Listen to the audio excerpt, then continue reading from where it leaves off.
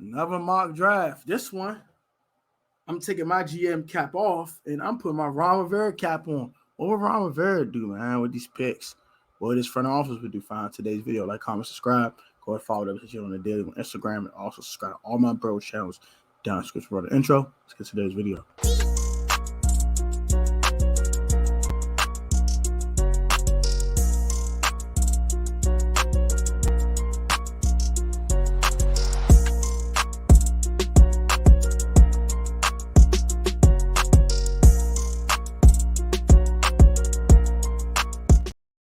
What's up with y'all, man? Welcome back to the Protest Board. That was your boy Tony. I'm back with another video. Fight to glory God, for God's right now. For God's will pay for all God, you name. Today's video got a mock draft. I got two scenarios again. One, we pick offense in the first round, and one on defense.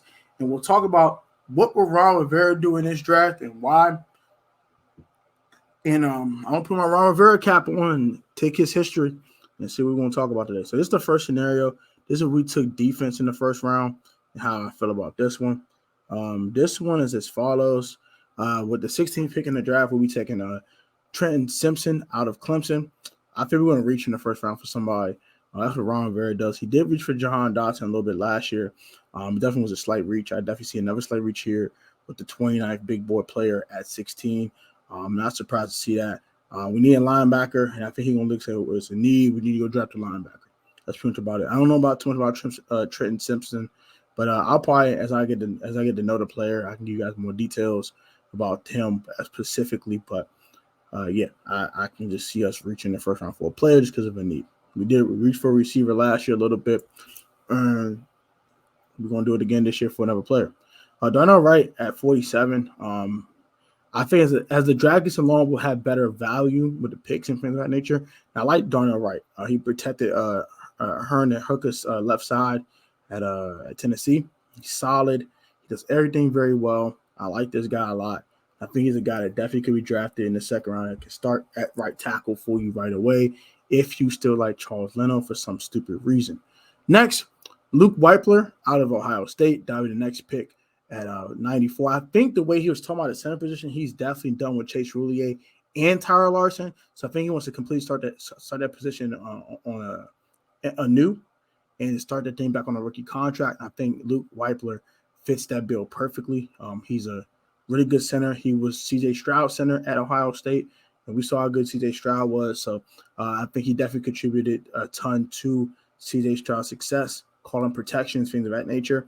And this is a guy that really, really can get it done at the NFL level.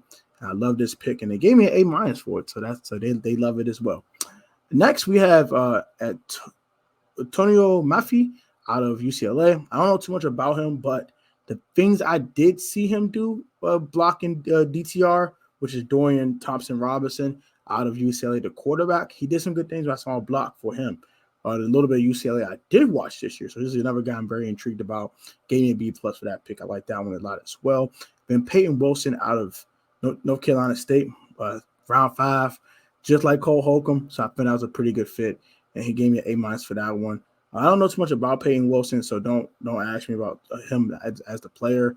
But I know we need a linebacker. We need linebacking help, and we need one in the worst way. And I got another one with Mohamed Diabate, like diabetes. I don't know. So it's a Diabate out of Utah. It's a B on this one. He's another solid linebacker. A little of a reach with the 200 big boy player, 193, but.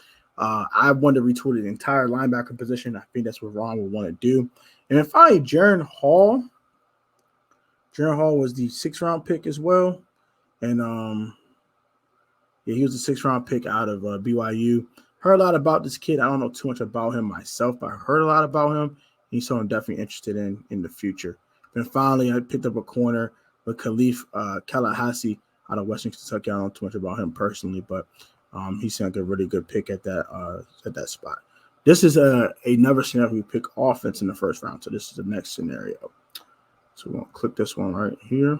Let me click. What the heck? Let me click. There we go. Cool. Sorry about that, y'all. But this one, the next one, this is the next scenario that I have for you guys. And this one's as follows. With the 16th pick, I think we're going to take Anton Harrison. We go offense with tackle out of Oklahoma. This was a C. I think this is definitely a slight reach. I'm not gonna lie, but we traded down and got him. I wouldn't be mad, but at 16, might be a slight reach for here. He's kind of a little raw at the position too, from what I've heard about him. Can I just? Why is it making me click? Whatever. You can't see the 7th-round pick. You maybe click. No, bro. Stupid thing, bro. Stupid. Next, you probably can't see the 7th-round pick, but you'll probably see it eventually. Next, you got Kelee Ringo. I love this pick. I know a lot of people like Ringo out of Georgia. I like him a lot as well. We know what he brings to the table. He's a guy, one of the big name guys already out kind of getting some buzz in this early draft process. And we know what he does out of Georgia. He won the national championships. We watched a bunch of Kelee Ringo this year, so we know what he is. Next, Javon Dexter Sr. out of Florida. I know a defensive lineman in the 3rd round sounds very high, especially after we drafted Phidarian Mathis. But I do think Daron Payne would not be here. I'm kind of mocking that. I just don't think Daron's going to be here. Either they're going to tag him with the non-exclusive tag and let him talk to other teams, or they're going to just go ahead and let him walk, which I don't think they're going to do. I think they're going to tag him and probably try to move him for something before the draft so you can go ahead and get some compensation for him. But I didn't mock the actual trade in this one, but I just don't think Daron's going to be here. Also, next, Joe Tippmann is my favorite center in the whole draft. Between him and the Ohio State center I just talked about earlier, those are my favorite centers in the whole draft. There's another guy, Arkansas, that I talked about in my first mock draft. Those are my 3 favorite centers in the draft. We drafted one of them, I think, was completely fine. I love Tippmann.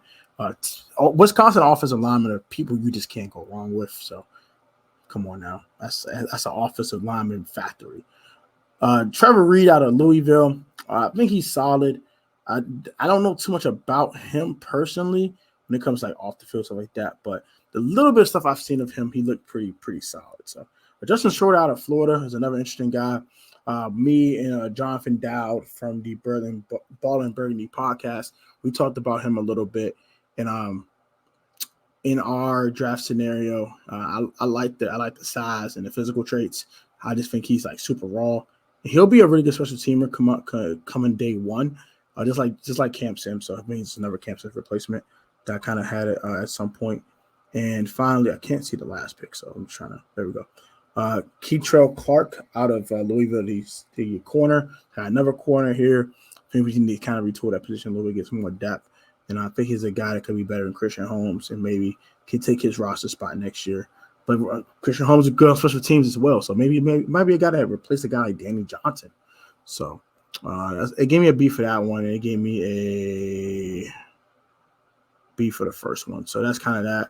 I think we're going to have a solid draft if Ron Rivera had anything to do with it. But I don't think it'll be nothing too crazy to where, oh, my gosh, this draft is lit. I think we're going to have a solid draft. I think this is how it's going to go if Ron Rivera had anything to do with it. Let me know what you guys think in the comment section down below. Like, comment, subscribe to the channel. Let me know what your thoughts are in the comment section down below and your thoughts on me putting my Ron Rivera cap on. Is this something that you think Ron Rivera would do this offseason during the draft? Let me know. Have a great one. And guys, be easy, be safe, stay healthy. And I'll catch you guys on the next. Most importantly, stay blessed. You guys have a great one. Enjoy the rest of your weekend. And yeah, we're going to get to the next scenario, which is weapons galore as the next NFL draft theme that I have for you guys. Weapons galore does not just mean offense. It means players who can make impact plays. So that's kind of the next theme. So enjoy this one and have a great one. Till next time. Peace.